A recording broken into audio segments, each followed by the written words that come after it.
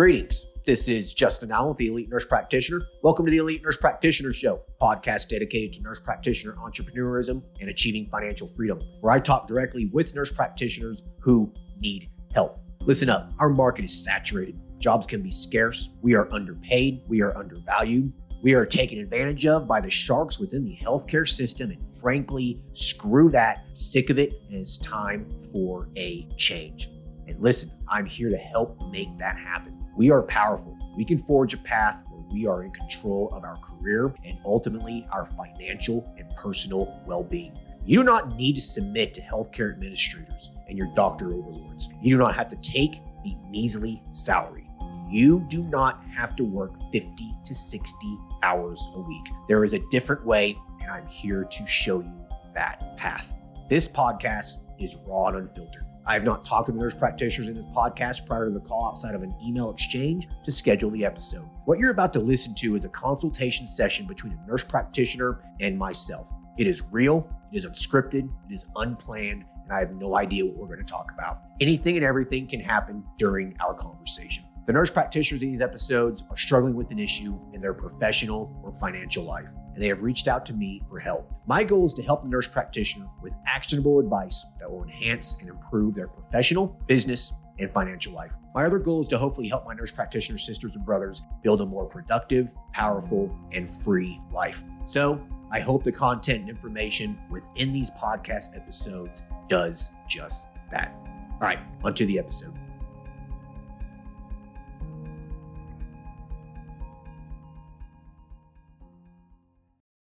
Hello, everyone. Today, we will be talking with Michelle. Michelle is a family nurse practitioner practicing in Kentucky. Currently, she is working part-time doing VA disability assessments as there are no other job opportunities in her area. Michelle is currently suffering from moderate analysis paralysis as she wants to start her own side practice, but is overwhelmed with what service to start as there are so many options. Her ultimate goal is to get this part-time practice up and running while continuing part-time work for a little while so she can eventually just cut down to part-time work and live her life. Hey, Michelle, how are you? I'm good. How are you, Justin? Hey, I'm good. Hey, I appreciate you hopping on this call. So yeah, let's just jump in this. Yeah, just introduce yourself and just tell me about what you've been doing as a nurse practitioner, how long you've been a nurse for, just bring me up to speed with where you're at in life. Okay. Well, I've been a nurse for almost 30 years, which seems impossible, but about 3 years ago, decided I would go back and get my master's and finished last September, passed my boards last December. And because I've been in the industry and know so many people, I really, even though I had heard the market was kind of saturated, I didn't really believe that would be the case for me. I thought I knew so many people, I'd really be able to find something easily, and kind of thought I'd get to be choosy, but that's not been the case. But ultimately want to start my own practice anyway, so it may be better in the long run that nothing has worked out, or I may have just slipped into, just having a job and not really fulfilling my dream. So that's kind of where I'm at now. Okay. What were you doing as an RN? I've worked kind of a variety of things that many years. I've done ICU and ER and home health, but my longest span was at the VA. Actually, I did home-based primary care for several years, and that was kind of my last main full-time job before I went back to school. So what were you hoping to accomplish as a nurse practitioner? I know you said you're kind of just doing VA disability assessments just out of necessity, really, not out of choice. What were you envisioning? I mean, I really thought when I got done with school that I would do at least a couple, 2 or 3 years in primary care. And, even on your site, when I would mention, I can't really find that, should I just go out on my own? And everyone was like, no, don't do that. You need to have that experience, which, I wanted to put everything I just learned into practice. Ultimately, I mean, that's really what I thought I would start out as. But that's probably part of my problem is all the things sound interesting to me. Like I look at all your courses and I think I want to do them all. So that's probably some of my problem is just narrowing it down. What would be a good first step, basically. Sure. Now, one comment on the whole, do I need 2 or 3 years of primary care experience and that sort of stuff? Now, I'm going to go out on a limb here. Most people will say you need that. My personal opinion is that you do not need that depending on the service you're going to offer in your practice, basically in your business. And so, you've been an RN for 30 years. You know what sick is and you know what sick is not, right? Correct. Yeah. Like you can't teach that in school. You just can't. You have to get out there Exactly. and get that Yeah. experience. Like you know what's sick and what's not. You've been looking at labs and the ER and the ICU and stuff for years. I mean, you know what to look for, right? Exactly. Yeah. Yeah. That was my thought too. I feel like that you're probably ready, but it just depends on what service you're going to offer. Like IV infusion therapy. I'm sorry, but you don't need that much nurse practitioner experience to do IV infusion. You just don't. It's so easy. It's simple. I mean, weight loss as well. Right. Like, these things are easy. They're straightforward. They're low liability. They're easy to learn. So just first off, I just wanted to just let you know that I wouldn't worry too much about that. So what services are piquing your interest? Mostly, I love the weight loss and then the men and women's hormone. I don't know if you heard me earlier, but I live in Mayfield that was just struck by the tornado. So there's the next largest town to us is about 30 minutes away. They do have a couple of weight loss clinics there, but I don't know of any clinics that specialize in like the male hormones or female hormones for sure. And there's none of those, in Mayfield where I live. So those are probably the ones that interest me a lot. Okay. How big of an area in terms of population goes? Like, I mean, what's the population like in your general area, fit within a 15-minute drive? Well, the only town within a 15-minute drive is Mayfield, and it's around 10,000 people. Okay. Paducah is about 30 minutes away. It's probably got, I don't know, 50 or 60,000. And then there's another college town, Murray State University's there, and it's about, I'm going to guess, around 10,000 as well. Okay. And in basically this little 3-city area, you don't know of anyone providing hormone replacement therapy services? There's no one. I mean, so you're looking at, from what you told me, probably within a 30-minute radius of where you're at, you probably have over 100,000 people. Would you say that's probably an accurate statement? I would say it's close to that, yes. Yeah, that's plenty of people. I mean, you could pretty much start whatever you want. I mean, that's all you need. I mean, you don't even need that really. There's some nurse practitioners that kill it in little towns of 20,000. So, right. Yeah. So the hormone replacement therapy is of interest though. Well, I'm 50, so it's a personal interest to me. And I think it's something that's often not well addressed in the area I live, at least. And there's nothing for men here. So I just think it's something that's needed. And then weight loss, my community statistically is very obese in this area. So I think that's something that would definitely be needed, especially something that was safe and healthy and worked for people in this particular area, at least. Sure. So it sounds like it's needed. It sounds like you don't have any competition. So what this is telling me is it sounds like a good opportunity. Yeah. I mean, you could do multiple services here. I mean, this could be more of a general wellness practice, or it could be strictly hormone replacement therapy, strictly weight loss. It ultimately just comes down to, what it is that you envision. So where do you see this practice going in, let's say, 2 or 3 years? Like, what's your vision? I guess that's probably part of my problem. It's hard for me to envision what it might be. What I would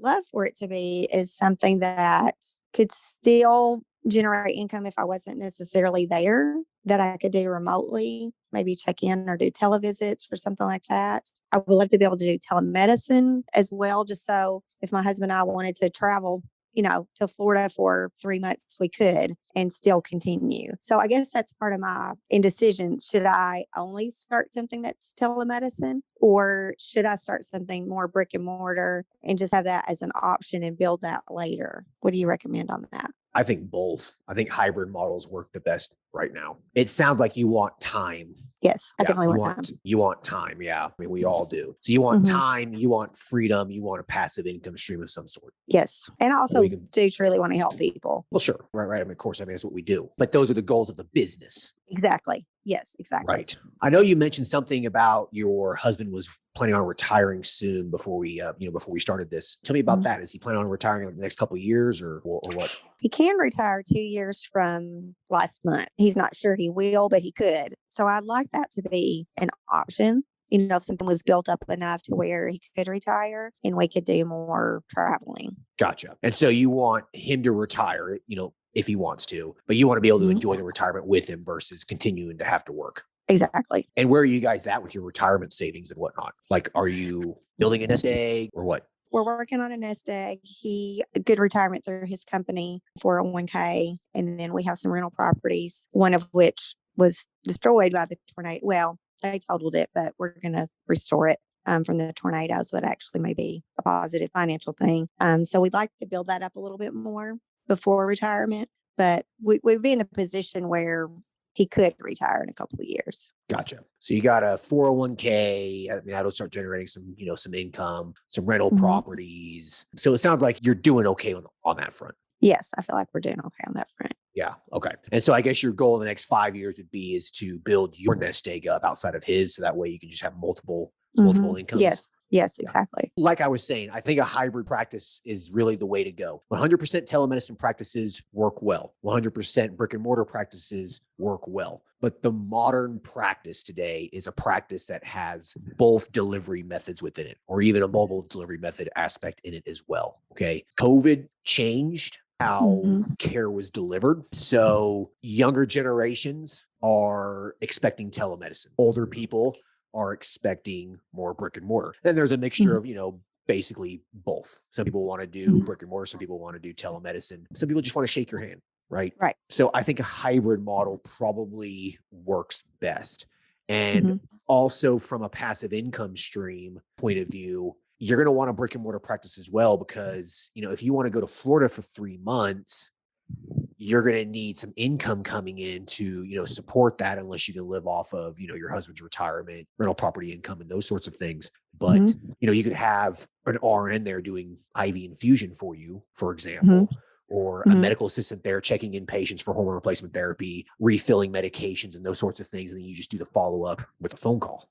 Right. So yeah, if you want to develop that, I think you're going to need to probably have a brick and mortar practice and also be okay with hiring help, delegating some tasks to others. Right. Okay. Your recommendation is, do you find it best initially to just find your complete own office space, or to just rent? Like, for instance, the company I work for now, they rent an office inside of, it's actually a chiropractor's office. And so they just pay him, I don't know how much, but a fee for the use of an office within the office building. Do you think that's enough to start off with? Or do you think it's better to just have your own place initially? If it was me and I was starting off, I think I would probably just start my own thing in your own office. Yeah. Okay. Because, if you want to end up doing, hormone replacement therapy, weight loss, maybe eventually integrate IV infusion into it, have it more be a wellness practice, because it sounds like your area needs that. Having your own space is going to be ideal. And especially as you grow. Yeah. If you don't have any competition, I suspect you're probably going to grow fairly quickly. And I think you'll grow out of a rented space pretty quick. Okay. Yeah. So do you have like a recommendation on how large of a space you would recommend? For something like this, 1,000 square feet. Anything more. I really don't think anything more is necessary. That's the beautiful thing about a wellness practice, is that you don't need to have, 4, 5, 6 exam rooms. You just don't. Just 2 exam rooms. One is like a consultation room, one for like exams, procedures, IV infusion, maybe a little area to do IV infusion. And you just really don't need that much space. My practices are 1,000 square feet or less. You just don't need that much.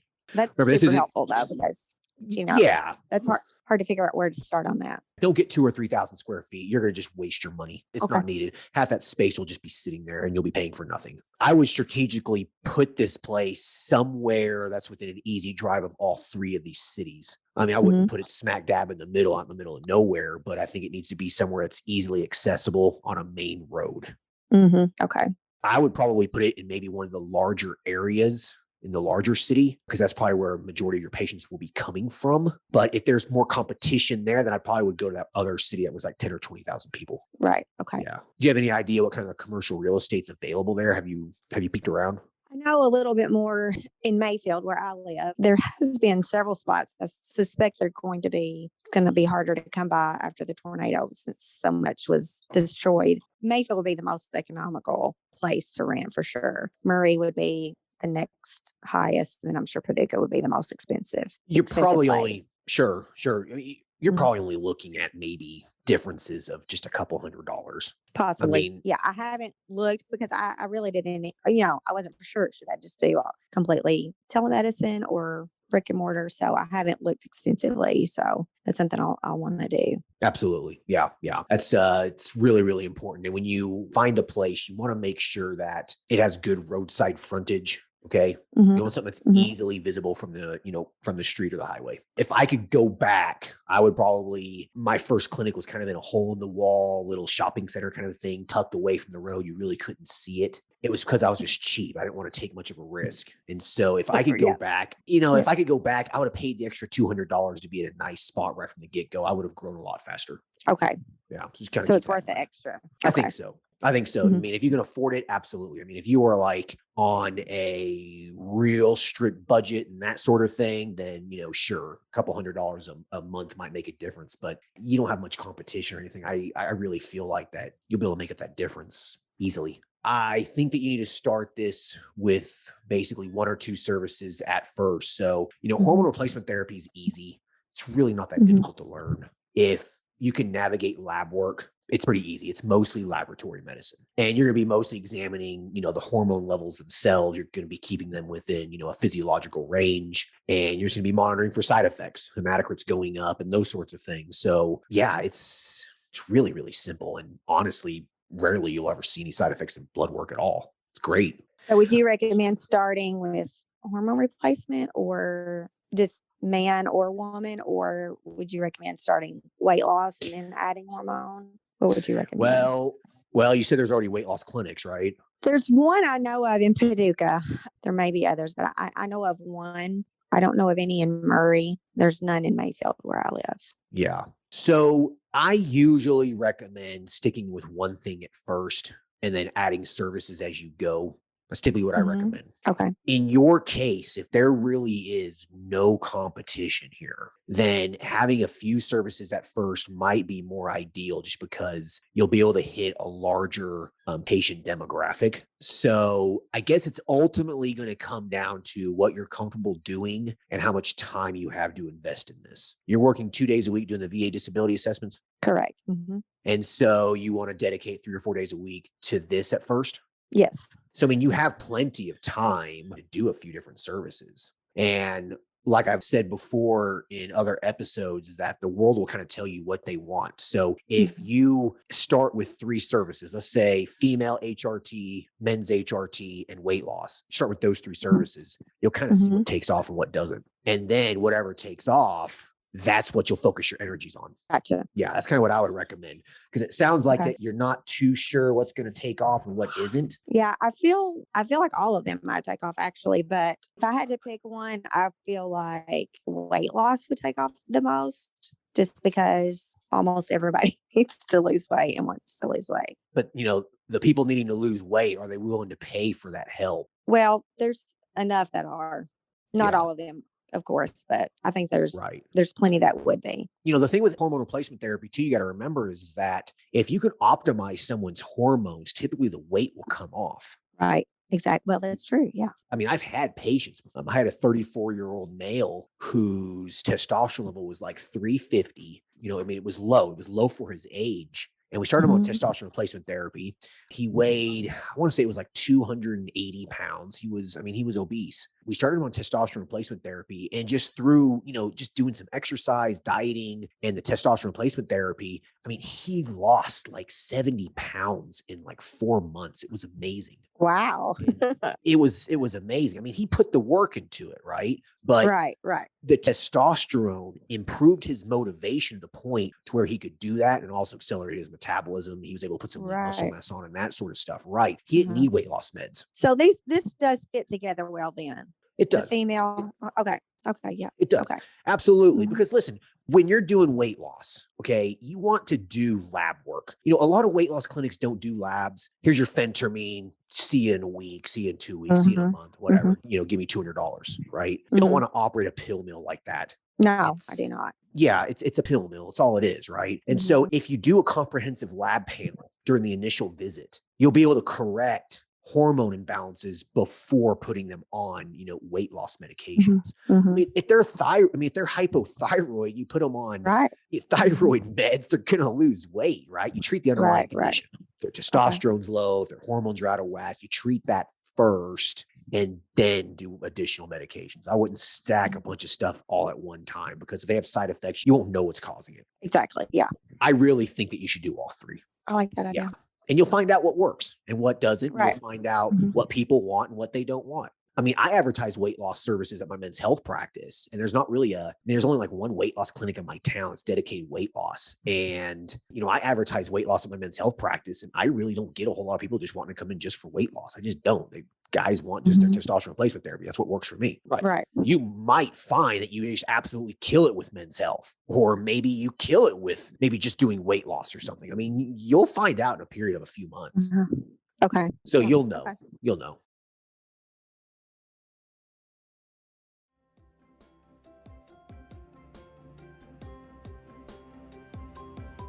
All right. I hope everyone's enjoying the episode so far. I just wanted to take a quick break to thank everyone listening and also give a big thank you to all of my social media followers and email subscribers. If you haven't done so yet, please subscribe to our email list at www.elitenp.com and make sure to follow us on Facebook, Instagram, and LinkedIn.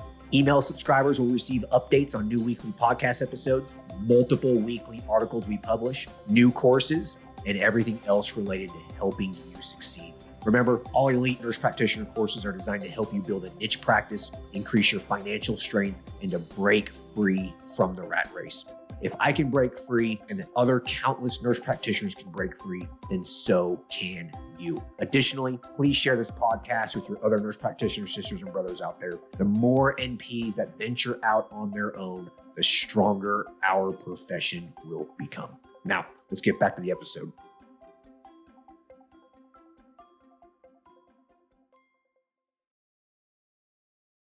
Any other questions in terms of that goes? No. Do you recommend just like taking all 3 of your courses and then? Yeah. I think the women's health, the men's health, and the weight loss courses would be pretty much all you're going to need. Now, you are going to need to remember that marketing is going to be critically important for this, just to get the word out. Since you don't have a whole lot of competition, it's not going to be as difficult for you compared to someone being in a saturated market. So you do need to be aware that you're going to have to spend some money during the first 3 to 6 months to really get the word out. So people know that you even exist. Right. Because, okay. I mean, it sounds like you're in more of a rural area. The cities are kind of spread out. So you need to, you're going to need to get the word out in each one of these cities. And I think it's going to be a combination of just digital marketing and then also maybe some good old fashioned, maybe some billboards on the highways in between these cities and those sorts of things. Okay. Are any of these bigger cities, like, do people from the smaller town go to the big city to work and then come back home? Often.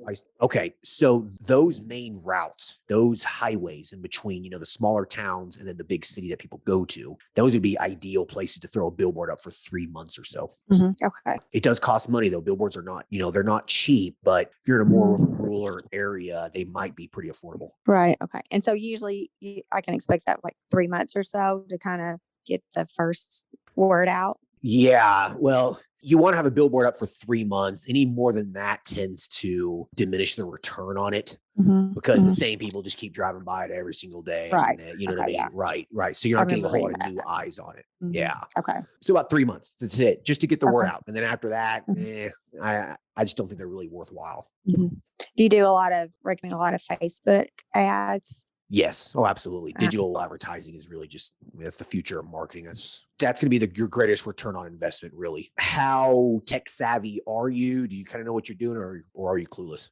Pretty tech savvy. You are pretty tech savvy. So then you should be able to figure it out. I mean, advertising on social media it's really simple. It's not that difficult. You create your business accounts and then there's going to be ad centers in there. And it's pretty easy to get started on your own. There's some more advanced aspects of it on the back end. You don't need to worry about that stuff yet. Maybe as you grow and you really want to start optimizing your ads, then you can look into the more advanced stuff. But when you first get started, creating an ad is super easy. Okay. Do you find that after a while, your satisfied patients end up referring other patients to where you don't need as much marketing? Oh, absolutely. 100%. Yeah. I mean, I still market all my businesses, but I don't advertise my men's health clinic as much as I used to, just because word of mouth has started and people just find me organically on Google. A lot of people are looking for you. Okay. And so you just need to make sure that you're easily found. And so when someone goes to Google and types in, let's say, treatment for menopause or hormone replacement therapy, menopause, weight loss clinic near me, whatever it may be, you want to make sure that your site, your clinic comes up. All right. Right. Yeah. So that's search engine optimization, SEO. So that's one arm of your marketing. A lot of people just find me just on Google, and then a lot of it's just word of mouth. Paid advertising anymore, I still get patients from it, but not as many as I used to, because the objective was just to get the word out so people knew I even existed, right? Right. Okay. So 6 to 12 months down the road, after you get started, that word of mouth really starts to snowball. And after a year or two, you might find yourself not having to advertise at all. Right. Okay. There are some nurse practitioners I've talked with who they stopped advertising 3 months in. It just snowballed. Oh, wow. Okay. You won't know until you try. Now, let me ask you this. On the hormone replacement and weight loss, is that typically not dealing with insurance, just private pay? It's going to be pretty much cash. Yeah. You can go the insurance route if you want, but I don't want. I do not want. Okay. It's a pain in the ass. You got to chart how they want you to chart, and you have to bill. You got to wait for the money to come in. There's audits. If you take Medicaid, Medicare, you're essentially inviting the federal government into your business. Yeah, I don't want to do that at all. Yeah, screw that. Absolutely. Yeah, no. Exactly. Yeah. Cash it's great. It's great. There's no reason why Medicare, Medicaid auditors or officials or anything, there's no reason why they would come into your business and snoop around. There's no reason. You're not taking money from them. They don't care. Most healthcare fraud cases and stuff, almost the vast majority of them come from people fraudulently billing insurance companies, Medicare and Medicaid. Very few people who operate a cash practice ever get in trouble unless you're just doing something asinine. But Right. So stick with cash. That sounds perfect. I do not want to deal with insurance. People will pay cash. They will. I don't care what anyone says. Everyone in my area has Medicaid, Medicare. No one's going to pay cash. That's bullshit. People will pay cash. Yeah, if you make them feel better. Yeah, absolutely. Okay. There's wealthy people everywhere.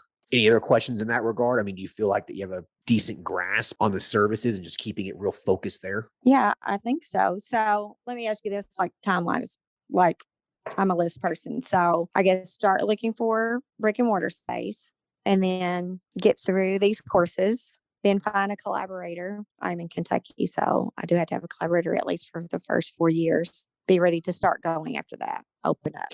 Yeah. So the 3 main things are pretty much that. Yeah. So first and foremost, I would, take the courses, educate yourself on the processes of how to start the business and that sort of stuff. Understand that stuff first. Spend a month or 2 studying that, developing a plan, that sort of thing. Number 2 is I would find a collaborator ASAP because, with you not being in a full practice authority state, that is really your make it or break it factor. You can do nothing without that person. Okay.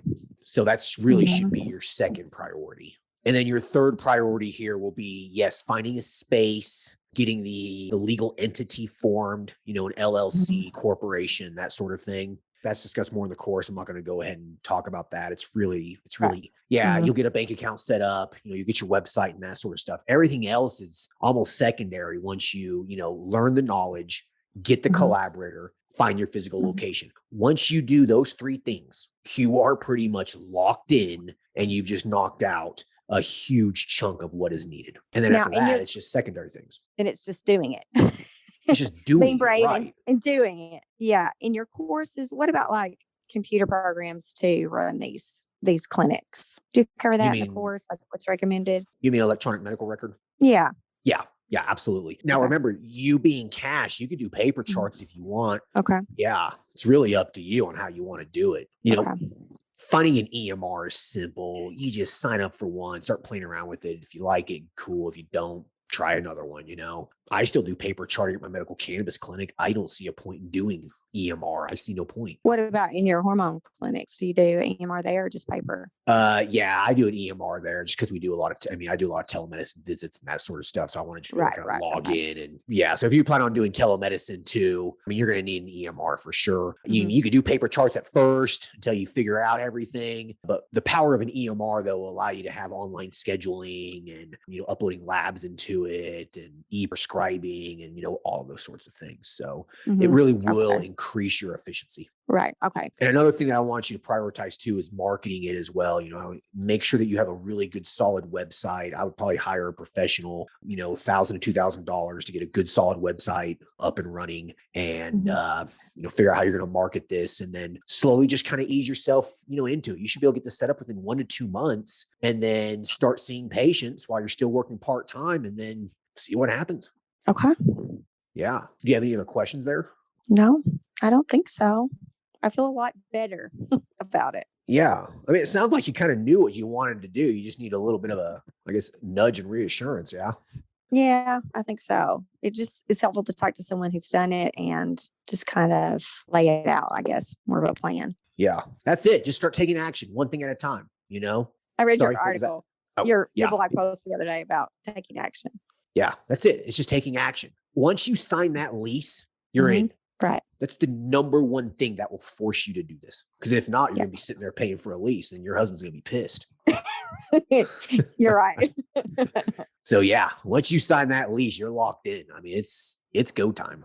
Now, how long does it usually take to find a collaborator? I know you've got a group put together of collaborators, but is that a long process to find someone? Oh, no. So okay. Yeah. So if you use like our collaboration network, I mean, you should be able to have a collaborator within, just a couple weeks, basically. Okay. Yeah. Or you can post an ad on like Indeed.com or ZipRecruiter, that kind of thing as well. And you can just post an ad saying, hey, looking for a supervisor collaborator, $700 a month, whatever it is that you decide to pay them, and you'll get people who apply for it. I mean, there's a lot of docs out there that just love the little passive income stream of supervising a nurse practitioner. Yeah, it's no work for them. So yeah. No, it's easy. It's easy as hell. Yeah. There's minimal liability with it too. Yeah. Yeah. Okay. So do the courses, find a collaborator, sign the lease. Correct. Yep. And make sure you get like a legal entity form, an LLC or something. Right. Yeah. Yeah. And one more other piece of advice for you too is that I would get that website up and going sooner than later. Sometimes it'll take 90 days for the search engines to kind of like populate your listing on the web, so to speak. And so start getting that website up and running as well. I think that should be one of your priorities, because it's going to take, it takes Google 90 days to kind of find your website. And so just get it up and running and published. Yeah. No one's going to find you or call you probably for at least a month. So don't worry about that. Yeah. Gotcha. Okay. So if you do those things, and then it's just everything falls into place after that, you'll just kind of start doing one thing at a time. And then before you know it, you're open, seeing your first patients. You're never going to be 100% ready here. All right. You're just not. There's no such thing as 100% ready with a business. As long as you're 70% ready, most of the things are done. You can figure out the other things as you get going. Okay. Okay. And I think that's part of my hang up, waiting to be 100% ready. Yeah, it's not going to happen. Get that thought out of your mind. Exactly. As long as you're not killing patients, committing fraud, stealing money, doing anything illegal, don't worry about it. Right. Okay. Right. Good advice. Yeah. Just make sure you're not doing those two things, and everything else will kind of fall into place.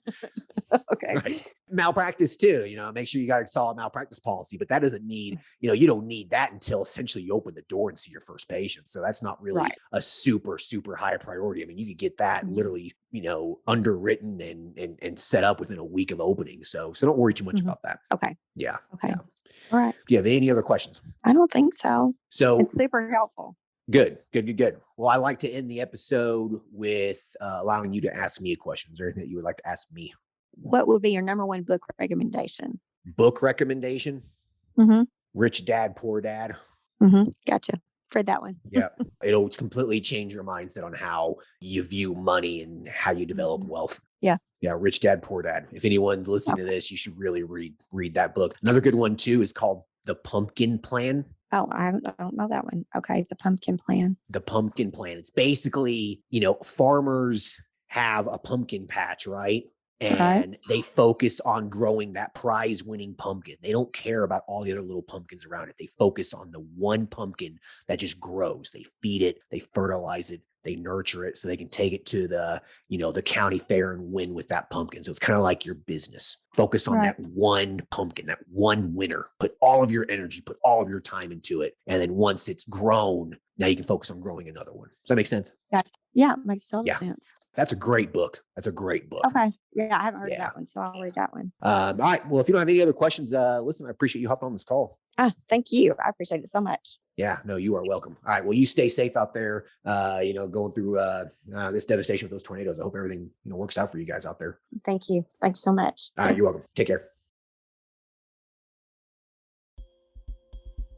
I hope everyone enjoyed that conversation with Michelle. I think there's two main points you need to walk away with this, is that sometimes you already have the idea in your mind and you kind of know what the world around you needs. And Michelle just needed a little reassurance, just needed a little nudge to validate her idea, basically. So she knew that hormone replacement therapy and weight loss was a needed service in her area. And she basically just needed me to essentially just reassure her that that was a good idea. I mean, she has no competition in her area. She has about 100,000 people within a 20 to 30 minute drive. This is perfect. It's a perfect opportunity for her. And then point two is knowing what actions to take. Sometimes your mind will become overwhelmed with everything that needs to be done within your business, how to start the business, just how to get things done. So your mind will overwhelm you. So I think that in Michelle's case, all she needed was just a few priority items. And again, she knew what those items were and she just needed the reassurance. So if you are wanting to start your practice or want to start your business, reach out to me,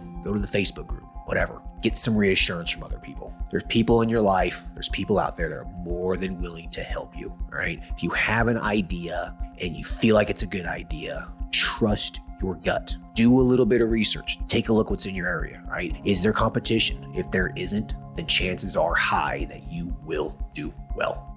I hope everyone enjoyed that episode. You guys take care. Talk to you next time. All right.